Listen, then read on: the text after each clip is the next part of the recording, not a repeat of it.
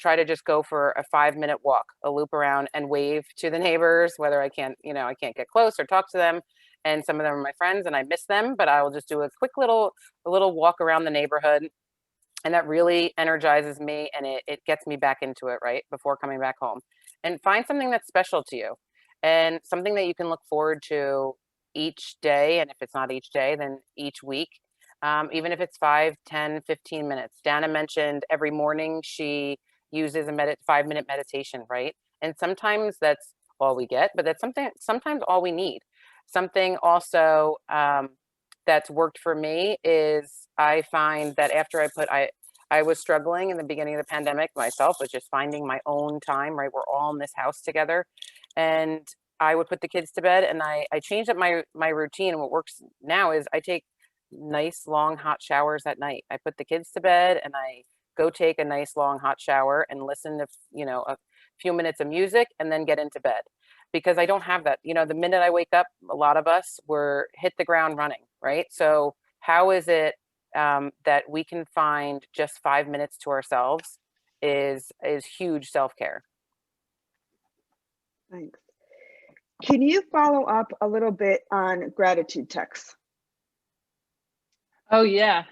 I would love to do that. I had the benefit when COVID started. I said to myself, I'm going to take this opportunity to get in the best shape of my life because I have no excuses. I am not commuting. So I'm going to take that commute time, which wasn't long. It was maybe a 25-minute commute, and I'm going to work out. And this personal trainer said, if you're not sitting in gratitude for all the things, all the gifts of your life, this isn't going to matter much to you. You'll have strong bones and maybe you'll have some muscles, but the rest of it will be crap. So he said, I want you to send a gratitude text to one person every single morning. And it could be a gratitude to me. So, dear Dana, I'm really grateful that you took time to work out this morning and drink a protein shake. And what it does is just make me feel really good because sometimes I've been doing this now for almost a year. So I sometimes feel like I'm running out of people to give thanks to. And it really makes me have to go deeper and sit in what am I truly profoundly grateful for? And I've had to break it down into like small things. Like right now, I am really grateful for lemon lime seltzer. That's what I was grateful for this morning. Really grateful for that. It could be small little things that are like just bringing enjoyment to your life. And by the way, people really appreciate it. Do you have any particular self-care advice for special need parents? Good question. I go back again to just knowing what's right for you, getting your own time, setting some boundaries. And that's incredibly hard as parents. It's incredibly hard as parents of special needs children, right? But you need everybody to take care of yourself. To take care of your kids, you need to take care of yourself. So again, you really need to know your own limits. And maybe and it's hard to do as parents to say no once in a while. But if you don't get that alone time, if you don't get a few minutes to just decompress every day, then we're running on empty.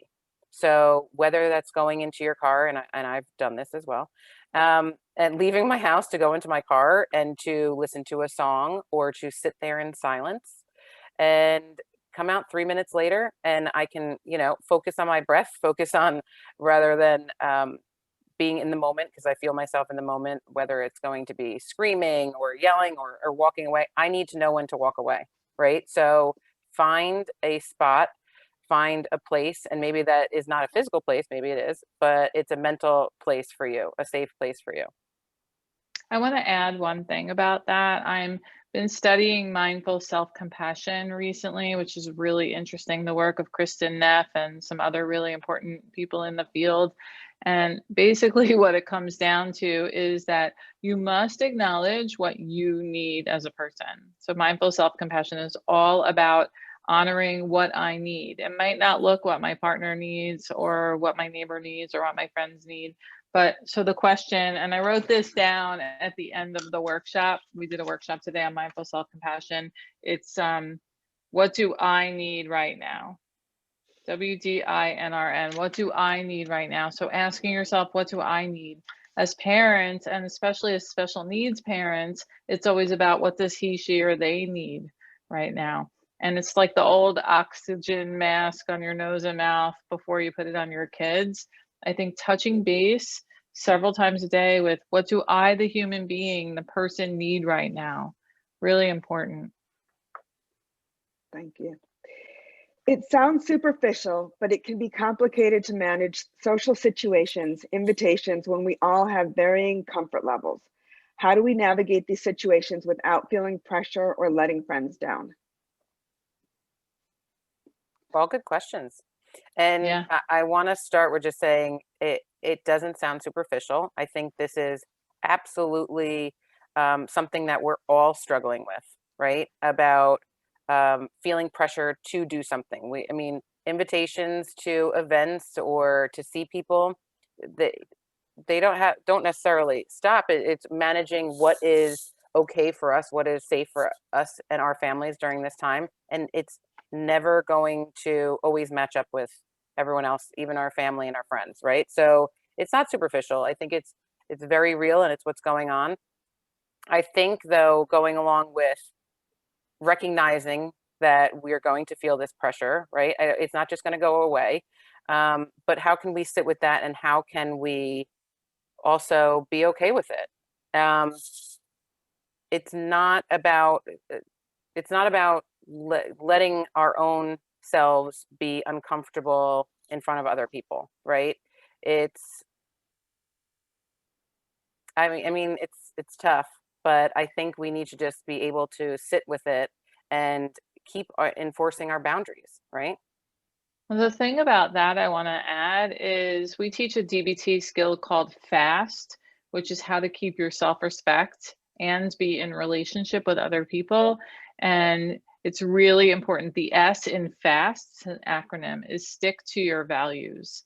And when you don't stick to your value system, you're going to feel really bad about yourself, and you're going to be bitter and resentful towards the other person. So I think you need to honor who you are, keep your self-respect first, and then maybe find a safe way that doesn't feel like pressure, but a safe way for you to enter those social situations. Maybe you stay for a few minutes, or maybe you do it your way. I went into a social situation with my parents recently. They were sitting inside their own house, and I said, I'm not comfortable sitting in your house. We need to go outside, or I'm going to take a rain check. Right? That's with my parents, so it's a little bit different. And I wasn't going to compromise my values even for them. Jackie Ross, you have your hand up. I didn't know if you wanted to ask a question. Just unmute yourself.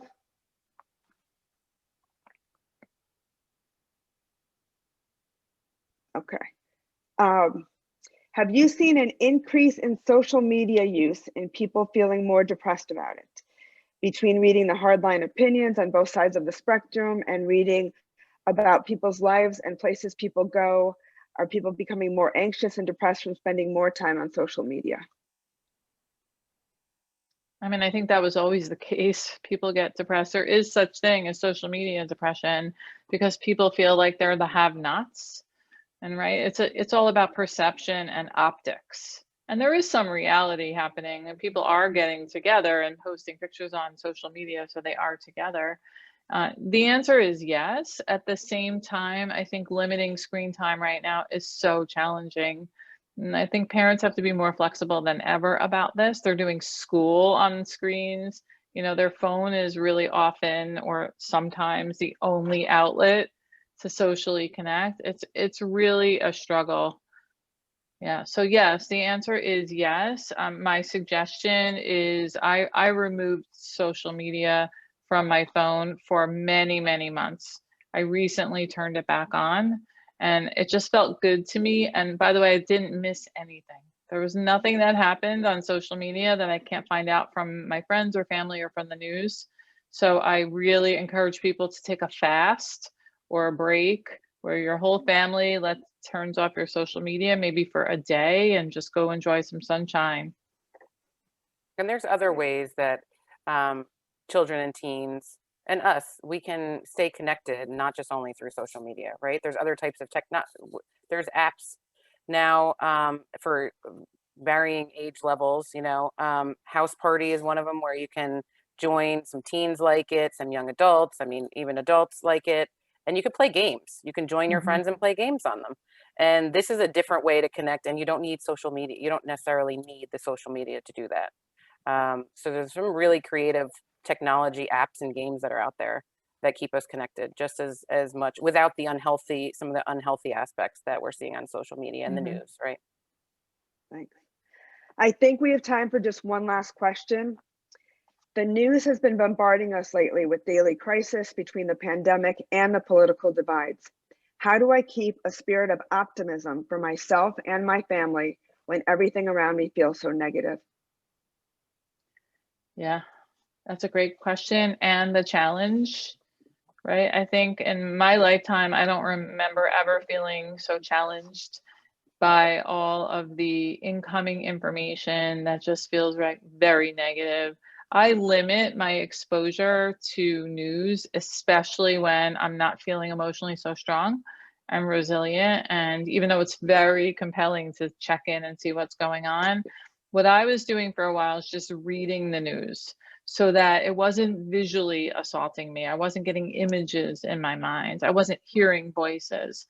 So that's one thing that you can do. In terms of optimism, I mean, I think like again, the gratitude piece is really important. Focusing on one thing that's going well, focusing on down the road, maybe dreaming a bit about, in 5 years when hopefully life is a lot more back to normal, or in 1 year when this might be a little bit different. I'm hoping to, and start lighting up that creative side of your brain with doing some planning, maybe some vacations, maybe some work you want to do in your house, right? And just sort of focusing on what's going well and minimizing your exposure to things that just feel super negative. Yeah. Like laughter and happiness, they're contagious, right? And we need to, as adults in the families or within our groups, we need to model that for our children too. And if we're in the house with a spouse or a parent and or other adults around friends, model that type of behavior because it will be seen, it will be recognized, and it's hard not to kind of also mimic that when you're around that, right? To Mhm. share with jokes and laugh together and share in that optimism, right? And it's tough. It's so tough because we're also saying, this idea of collective grief and all these, and in talking to our children and teens to talk about to face reality sometimes, right? And talk about these losses and identify and recognize them. Um, so it can feel really negative sometimes. Um, but we also need to remember that, yes, we're going to recognize and acknowledge some of these losses and validate our children's feelings when it comes to maybe they're angry. Yes, I see that you're angry and I hear you. But it's also about modeling the positive behavior too, right? Wow. Thank you both, Marianne and Dana. You have given us so much to think about. There is a reason that the acronym for Women of Wisdom is WOW. Now I want to turn it over to Michelle Landau, our President of Women's Philanthropy. Thank you so much, Heidi. Wow, indeed. That was amazing. I have learned so much tonight. I am already more relaxed from the breathing exercises, and I am very grateful for each of you for joining us tonight. If you are wondering what our Women's Philanthropy Division has been up to and want to know more, I am proud to tell you that we are over 5,000 generous and supportive women in our community, a group of women with shared values who want to make an impact in our community. Our women represent 1/3, or approximately $8 million of our annual UJA Greater Metro West campaign. And it's because of all of your support that we are able to provide programs like these and offer assistance to those in need in our community. Thank you again. If you enjoyed this program, we have more Women of Wisdom evenings ahead. As Heidi mentioned, our second WOW session is Monday, February 22nd, and the topic will be anti-Semitism, reality, reaction, and response. Where we will have Scott Richmond of the Anti-Defamation League as one of our speakers. And we will be hearing about what we are doing locally to keep our own Jewish community safe.